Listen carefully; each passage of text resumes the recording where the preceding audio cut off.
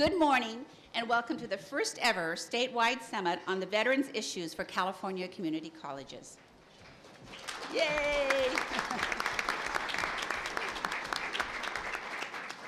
For those of you who weren't at last night's reception, which by the way was fabulous, the presentation was very moving, and a big thank you to the presenters.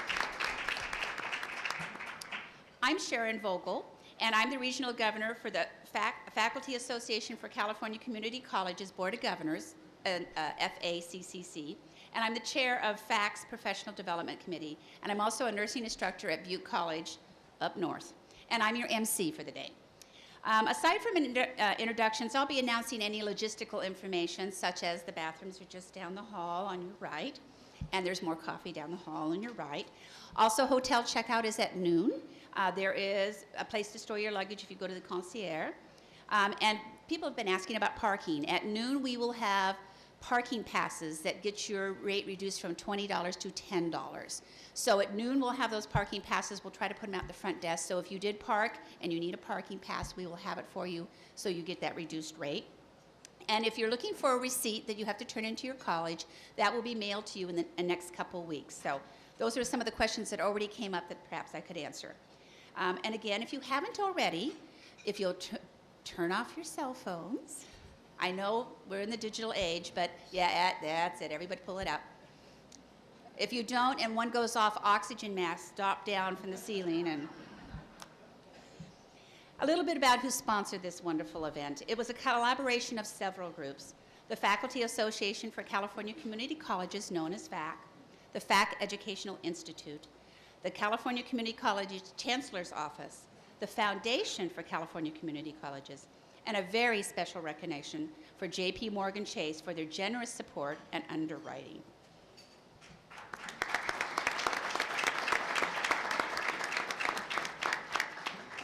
Please welcome our first speaker, Lynn Neault, the Vice Chancellor for San Diego Community College District.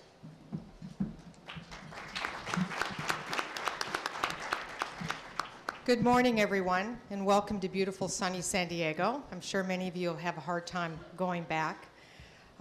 On behalf of Chancellor Constance Carroll and the San Diego Community College District, it is my privilege to welcome you today to this important summit that focuses on the critical and complex needs of the thousands of veterans and their families that are served by the California community colleges. The difficulties that military personnel face as they make their transition from military life to civilian life have been well documented. And as our country prepares for the withdrawal of thousands of more troops from Iraq and Afghanistan, it is urgent that we are prepared and understand the many challenges that the veterans face as they return home and go to college. As educators, we must be prepared to meet the needs of this vulnerable population as they come to us to prepare for careers. Needs such as financial assistance, health care, mental health services, counseling services, child care, and the list goes on and on. As community college leaders, we have an important responsibility to provide support and assistance to this population, our military heroes who have selflessly served our country as they return to our campuses to pursue their education and training. So on behalf of Chancellor Constance Carroll, I applaud you for being here today and hope you would enjoy the summit.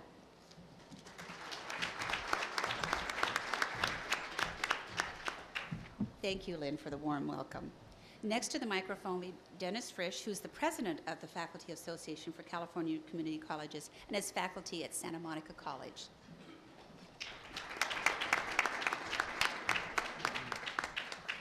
Thank you, Sharon, and good morning to all of you. As president of FAC, I want to welcome you to this inaugural statewide summit on veterans issues for the California Community Colleges. Sharon indicated that this is a collaborative effort on the part of several groups, and I think that we will be participating in an event that demonstrates the positive benefits that can come when Public agencies and private corporate entities come together and try to work for the common good.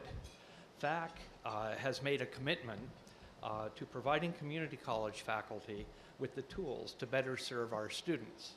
We are proud to be part of this summit, and we hope that by participating in this conference, you will come away with not only a better understanding of the issues facing returning veterans, but also resources available to more effectively serve them in our community colleges throughout the state of California. Thank you.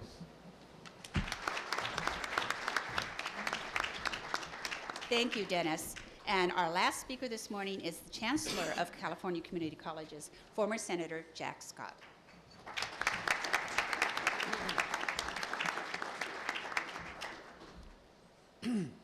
Well, this is really a historic occasion. It's the first ever Veterans Summit between meeting the needs of veterans and California community colleges. And of course, I'm extremely proud to stand before you as the Chancellor of this great system of community colleges. It's the largest system of higher education in the entire nation.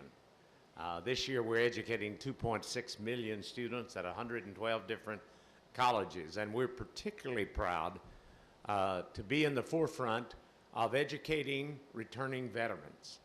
This year alone, some 45,000 veterans are experiencing educational benefits in California community colleges.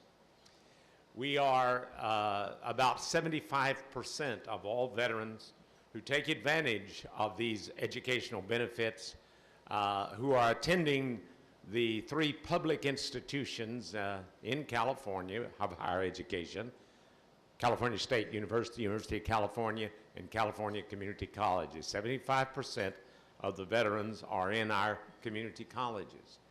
And we don't look on that as a difficulty, we look on that as a great opportunity. Community colleges are known for their willingness to step up to the plate and to serve the citizens of the state of California.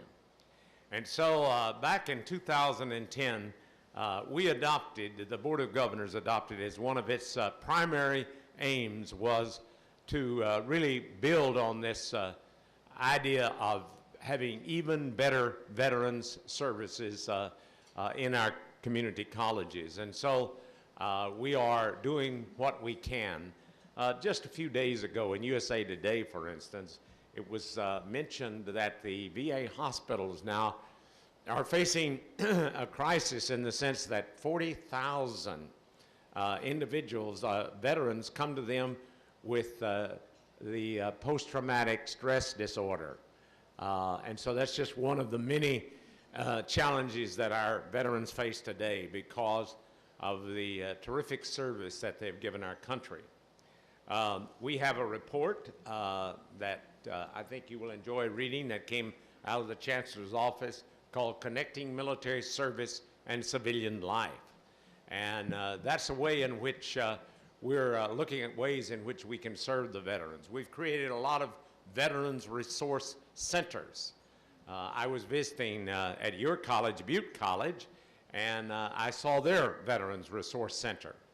And it's not only a place where that veterans can receive counseling and career counseling, academic counseling, perhaps counseling that helps them in terms of readjusting to civilian life, but it's a place where other veterans can come together, and those veterans can share with one another their stories and the adjustments that they're making in the academic life.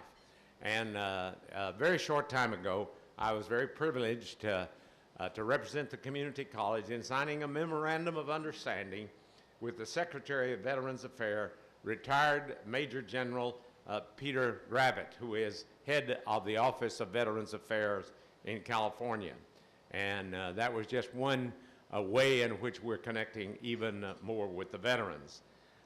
There's a lot of developments. In the 2009-10 academic year, at least 20 colleges established new Veterans Resource Centers through a statewide initiative in partnership between the Chancellor's Office and the High Tech Center Training Unit, which is a statewide project we fund with DSPS, that's the Disabled Students Funds that is operated by De Anza College. So there are a lot of developments that are occurring in our colleges. You're going to learn a lot about that today. And I know all of you are here to learn about effective practices so that on your own college campus, you can be sure that you're serving our student veterans most effectively. So this is, as I said, a great event. We've received funding. We certainly have already thanked the J.P. Morgan Chase Bank organization, that foundation, which is, of course, sponsoring this event. We are forming a great partnership with them. We also had received extended grant funding from the Zellerbach Family Foundation. They are able to offer today a version of the training that was developed in pilot last year under the first round of this grant called Welcoming Home, Creating a Campus Climate of Wellness for Returning Veterans. We've also, in the Chancellor's office, we've established a Veterans Service Regional Representatives Advisory Committee, in which we get advice from interested parties throughout the state about how we can do this. So we've got an exciting program planned for today. We're glad that you're here. And from this wonderful event, there will be those services that will be generated so that California community colleges, which take the leadership in so many ways, will be able to most effectively serve those veterans who are coming back and who have chosen the community college as a place to gain their educational benefits. Thank all of you for coming here today.